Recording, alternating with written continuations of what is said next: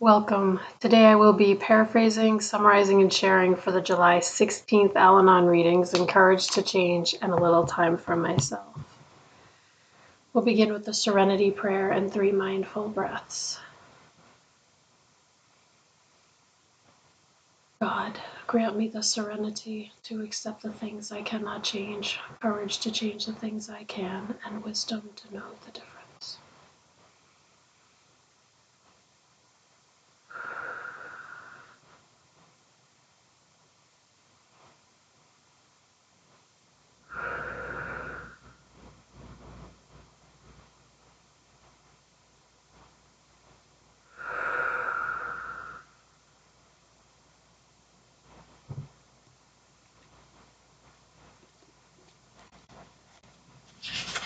We'll take a moment and look this over.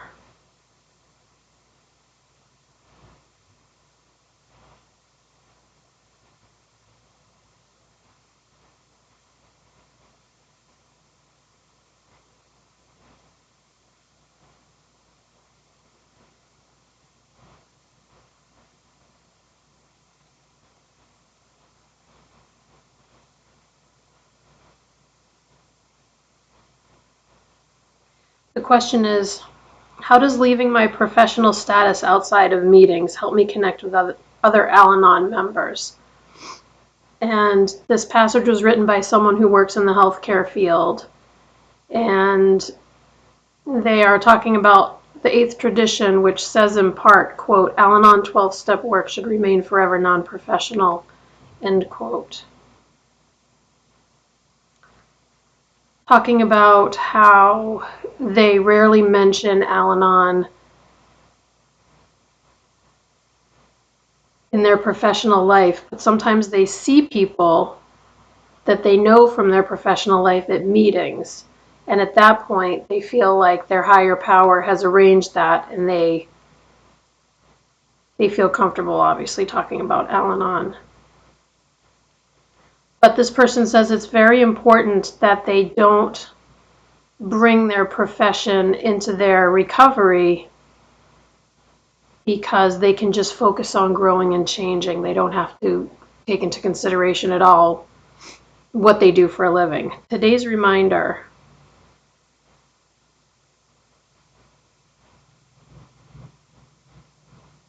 we don't need any special qualifications to be a member. We just share our experiences. And the quote is from Hope for Today. We are all equals, sharing our experience, strength, and hope. So how does leaving my professional status outside of meetings help me connect with other Al-Anon members? Well, I think just like this person says, it allows, when for me personally, I don't just leave what I did for a living before I retired. I kind of leave all labels, all titles, and I'm just going as like a simple human being with a shared experience of the other people who are attending the meeting. So what it does is it kind of simplifies things so I can just focus on me and how I'm feeling and communicating with the other Al-Anon members. I hope that makes sense. But I think bringing in my qualifications as a teacher or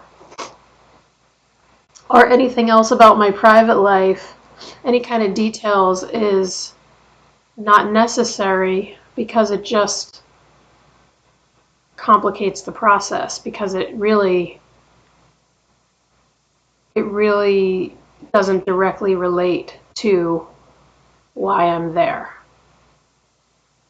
And even if I discovered something about myself while working my Al-Anon program, I could extend it to all those other details of my life, but it doesn't have to go the other way. It can be that I realize something about myself and I make changes outside outside of Al-Anon to my life. But it doesn't have to be that I bring details in, because it just complicates things. I don't know how clearly that was said, but we're moving on. I'm going to read this.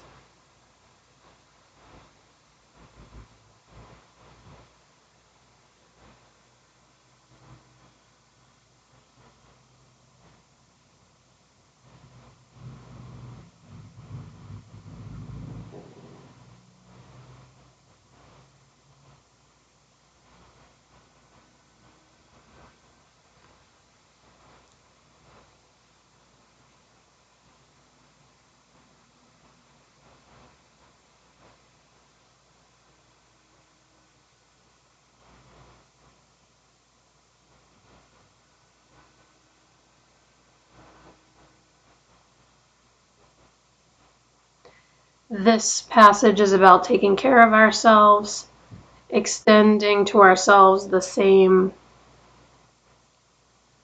things that we extend naturally to others in most cases. This person says that when they came to Al-Anon, they didn't know how to relax. They said that they felt like society supported them just working themselves to nothing. They had, by the time they got to Al-Anon, they felt exhausted, beaten down, and they didn't know how to relax. And it says that it was suggested to them in Al-Anon that they would not treat anyone as harshly as they were treating themselves, going without rest, never having any fun. So their sponsor helped them to learn how to relax and to figure out what brought them joy. Today's reminder: hard work has its benefits, but we need balance. We need to set aside time to relax. And the quote is from Bertrand Russell. Bertrand Russell. If you're enjoying your time, it's not wasted time. This is a great reminder. I feel like even now, it's good to be reminded. And this reminds me of what my sponsor tells me all the time, is that I'm no good to help anybody else if I'm not taking care of myself. So that just reminds me, with the ongoing challenges of my stepmom's illness, that no matter what, I have to take care of myself first. But I also acknowledge that in different phases of my life, there was a very small amount of time to rest. And that rest was usually at night when I should be sleeping. And I think that's just the way life is. I mean, it could be different for people in different circumstances, but for me, there were times in my life where I got very little rest during the day because I was working full time, and then I was taking care of my child, and that was it. I mean, there wasn't time for rest. So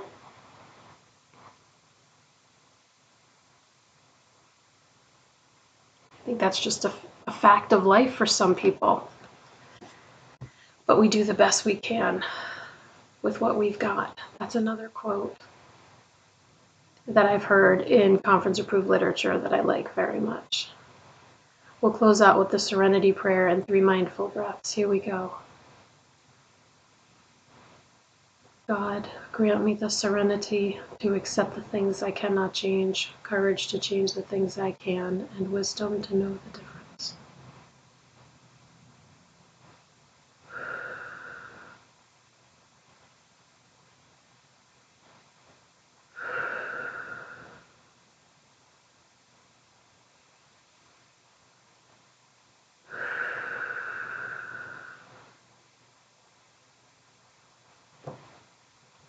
Thank you so much for joining me today. I look forward to seeing you again tomorrow. Sending you so much love. Take care.